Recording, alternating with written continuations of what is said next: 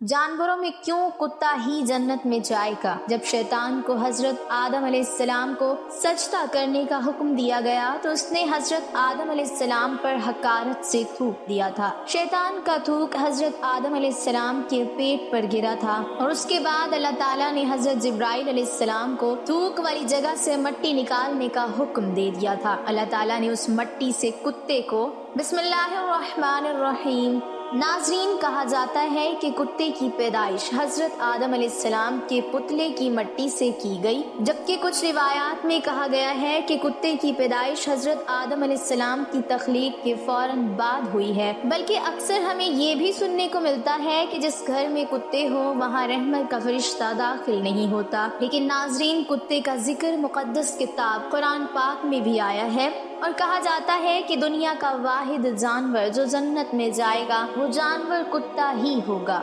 لہٰذا ان سب باتوں کو مد نظر رکھ کر آج کی اس ویڈیو میں آپ جان پائیں گے کہ کتا کس شکل میں جنت میں داخل ہوگا اور اصحاب کہف کے ساتھ غار میں آخر کتے کو ہی کیوں بھیجا گیا۔ حضرت آدم علیہ السلام کی تخلیق کے فوراً بعد کتے کو پیدا کرنے کی وجہ کیا بنی تھی۔ ویڈیو میں آپ کو یہ بھی بتائیں گے کہ کتے اور شیطان میں ایسا کیا تعلق ہے کہ جس کے سبب مذہب اسلام کتے کو گھر میں پالنے سے منع کرتا ہے، اور آخر کتا ہی انسان پر کیوں بھونکتا ہے۔ ناظرین، سب سے پہلے تو یہ جان لیجئے کہ جس گھر میں کتا ہو تو اس گھر میں رحمت کا فرشتہ کیوں داخل نہیں ہوتا۔ اس بارے میں حدیث شریف میں ایک واقعہ آتا ہے کہ حضرت میمونہ رضی اللہ تعالی عنہا فرماتی ہیں کہ ایک مرتبہ حضور اکرم صلی اللہ علیہ وسلم بیدار ہوئے تو آپ صلی اللہ علیہ وسلم بہت غمگین اور پریشان تھے۔ میں نے پوچھا کہ حضور کیا بات ہے،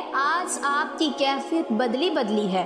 تو آپ صلی اللہ علیہ وسلم نے ارشاد فرمایا کہ جبرائیل علیہ السلام نے رات آنے کا وعدہ کیا تھا مگر وہ مقررہ وقت پر نہیں آئے۔ حضور صلی اللہ علیہ وسلم کو اس سے پریشانی ہوئی کہ جبرائیل امین تو وعدہ خلافی نہیں کر سکتے، تو ان کے نہ آنے کی کیا وجہ ہو سکتی ہے۔ پورا دن اسی طرح گزر گیا۔ پھر آپ صلی اللہ علیہ وسلم کو یاد آیا کہ آپ کی چارپائی کے نیچے کتے کا ایک بچہ بیٹھا تھا۔ آپ نے اس کو اٹھوایا اور اس جگہ کو صاف کر کے وہاں چھڑکاؤ کیا گیا۔ اس کے بعد حضرت جبرائیل علیہ السلام تشریف لائے تو آپ صلی اللہ علیہ وسلم نے مقررہ وقت پر نہ آنے کی شکایت کی تو حضرت جبرائیل علیہ السلام نے عرض کیا، یا رسول اللہ، آپ کی چارپائی کے نیچے کتا بیٹھا تھا اور ہم اس گھر میں داخل نہیں ہوتے جس میں کتا یا تصویر ہو۔ بلکہ ایک اور حدیث میں یوں ملتا ہے کہ حضور صلی اللہ علیہ وسلم نے ارشاد فرمایا، جو شخص شکار یا ریوڑ کی حفاظت یا کھیتی کی حفاظت کے علاوہ کتا پالتا ہے تو اس کے اجر سے ایک قرات کم کیا جاتا ہے۔ ناظرین، ثابت ہوا کہ گھر میں فرشتوں کے داخل نہ ہونے اور برتن ناپاک کرنے اور دوسری بہت سی وجوہات پر کتا گھر میں رکھنے سے منع کیا گیا ہے۔ جب گھر میں کتا پلا ہوا ہوتا ہے تو وہ گھر والوں کی بے خبری میں کھانے پینے کے برتن وغیرہ میں منہ ڈالتا رہتا ہے، اور ظاہر ہے گھر والے چونکہ بے خبر ہوتے ہیں اس لیے وہ ان برتنوں کو دھوئے مانجے بغیر ان میں کھاتے پیتے ہیں۔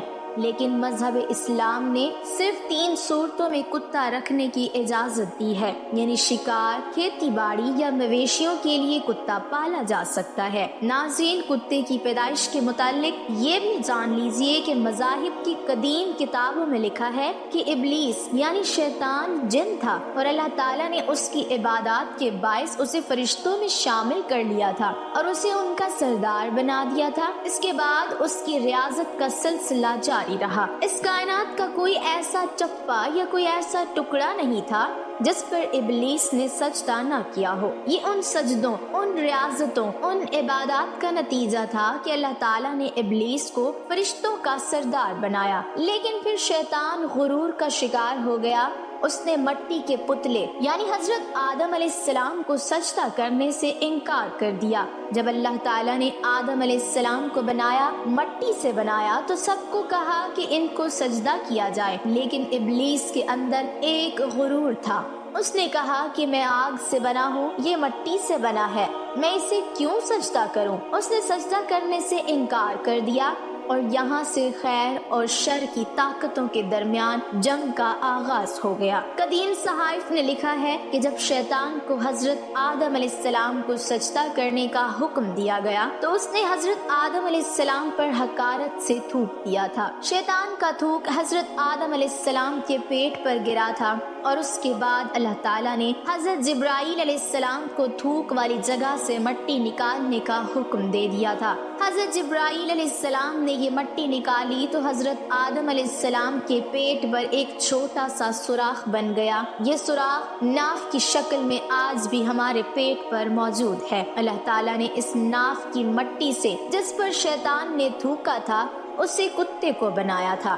ناظرین، کتے کی تخلیق کے متعلق دوسری روایت یہ بھی ملتی ہے کہ جب حضرت آدم علیہ السلام اور حضرت اماں حوا سلام اللہ علیہا کو اللہ تبارک و تعالیٰ نے زمین پر بھیجا تو شیطان نے زمینی درندوں کو ورغلایا کہ وہ ان دونوں کو کھا جائیں، تو تب اللہ تبارک و تعالیٰ نے کتے کو پیدا کیا جس نے آدم علیہ السلام اور حضرت حوا سلام اللہ علیہا کی ان درندوں سے حفاظت فرمائی، یعنی کتے کی پیدائش حضرت آدم علیہ السلام کو زمین پر بھیجنے کے فوراً بعد اللہ تبارک و تعالیٰ نے فرمائی۔ ناظرین، کتے میں 3 خصلتیں ہوتی ہیں۔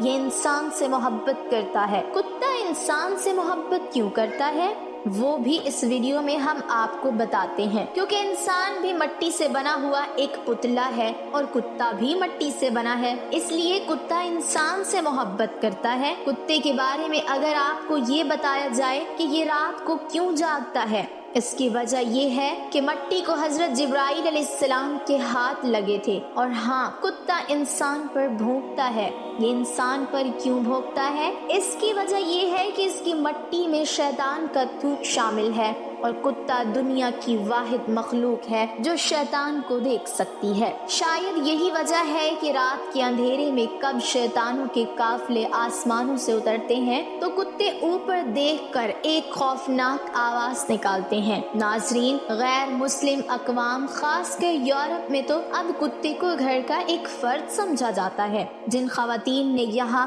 کتے پالے ہوتے ہیں تو وہ کہتی ہیں کہ اگر تمہیں مجھ سے محبت ہے تو میرے کتے سے بھی محبت کرنا ہوگی، یہاں تک کہ یورپ میں کتوں سے محبت اب حرام کاریوں میں بدل چکی ہے۔ بس یہ بات یاد رکھیے، کتا چاہے کتنا ہی وفادار کیوں نہ ہو، اگر آپ نے کھیتی کی حفاظت، شکار یا اپنے جانوروں کے ریوڑ کی حفاظت کے لیے نہیں پالا تو پھر روزانہ آپ کے اجر سے ایک کرت کم کیا جائے گا۔ اور یہ بھی یاد رکھیں، حضور اکرم صلی اللہ علیہ وسلم نے ایک کرت کو احد پہاڑ سے تشبیہ دی ہے۔ اب آپ خود اندازہ کر لیجئے کہ کس قدر اجر آپ روزانہ گوا رہے ہیں۔ اللہ تبارک و تعالیٰ نے سورہ اعراف میں بلعم بن باورا، جو کہ ایک نیک اور عابد شخص تھا، پھر اس نے نفس کی لذت اور دنیا پرستی کے کام شروع کیے تو پھر اللہ تعالیٰ نے اس کو کتے سے تشبیہ دی ہے، اور وہ روز قیامت کتے کی شکل میں دوزخ میں داخل ہوگا، اور اصحاب کہف کا کتا بلعم بن باورا کی شکل میں جنت میں جائے گا۔ اور حضور اکرم صلی اللہ علیہ وسلم نے سیاہ کتے کو شیطان کہا ہے، بلکہ طبی ماہرین کے مطابق ناپاک جانوروں کو پالنا وباؤں کا باعث ہے۔ خطرناک جراثیم اور وبائیں جانوروں سے انسانوں میں منتقل ہوتی ہیں۔ رسول کریم صلی اللہ علیہ وسلم نے تو آج سے 1400 سال قبل جو احکام بتائے، آج کی جدید سائنس سے اس کی تصدیق ہو رہی ہے۔ طبی ماہرین کے متفقہ رائے ہے کہ جانوروں میں پائے جانے والے خطرناک جراثیم انسانوں میں منتقل ہوتے ہیں جو وبا پھیلنے کا باعث بنتے ہیں، اور اسلام کی روح سے کتا ایک ناپاک جانور ہے۔ اگر ہم اسلام کی تعلیمات پر عمل کریں اور ناپاک جانوروں کو پالنے سے گریز کریں تو خطرات سے محفوظ رہ سکتے ہیں۔ افسوسناک بات یہ ہے کہ آج کتوں، بلیوں اور دوسرے نجس جانوروں کو پالنے کا فیشن بن چکا ہے، بلکہ پالتو جانوروں کو اسٹیٹس سمبل سمجھا جاتا ہے۔ ناظرین، اسلام نے مسلمانوں کو حکم دیا ہے کہ جس برتن میں کتا منہ ڈال دے اسے پاک کرنے کے لیے 7 مرتبہ دھویا جائے۔ ایک روایت میں 8ویں بار مٹی سے پاک کرنے کے الفاظ بھی ملتے ہیں۔ آج کی سائنس بتاتی ہے کہ کتے میں انتہائی خطرناک جراثیم پائے جاتے ہیں جو برتن کو بار بار دھونے سے ہی ختم ہو سکتے ہیں۔ آپ اندازہ لگائیں اسلام نے یہی بات آج سے 1400 سال پہلے بتا دی جب سائنس کا وجود تک نہ تھا۔ ہمیں سمجھ جانا چاہیے کہ اللہ کے پیارے نبی صلی اللہ علیہ وسلم نے جو احکام ہمیں دیے انسانیت کی فلاح اسے مان لینے میں ہے۔ اس کے مقابلے میں عقل کے گھوڑے دوڑا کر دلائل دینے سے گریز کرنا چاہیے۔ ایک انگریز ڈاکٹر نے اس پانی کی جس میں کتے نے منہ ڈالا تھا خوردبین کے ذریعے تحقیق کی تو اسے پتا چلا کہ اس پانی میں کتے کے لعاب کے جو جراثیم آ جاتے ہیں وہ مٹی کے سوا کسی اور چیز سے نہیں مرتے، کیونکہ مٹی میں نشادر وافر مقدار میں ہوتا ہے جو اور کسی چیز میں نہیں ہوتا، اور یہ کتے کے لعاب میں پائے جانے والے تمام جراثیموں کو ختم کرنے کے لیے کافی ہوتا ہے۔ اسی لیے نبی اکرم صلی اللہ علیہ وسلم نے مٹی کا نام لیا تاکہ بازاروں میں نشادر تلاش کرنا نہ پڑے۔ اسی طرح ایک فرانسیسی ڈاکٹر اور اس کی ڈاکٹر بیٹی مصر میں مقیم تھے۔ جب باپ نے یہ حدیث پڑھی تو فوری طور پر کتے کے سامنے ایک برتن میں پانی رکھ دیا۔ جب وہ اس کو پی چکا تو انہوں نے خوردبین سے دیکھا کہ اس میں جراثیم موجود تھے۔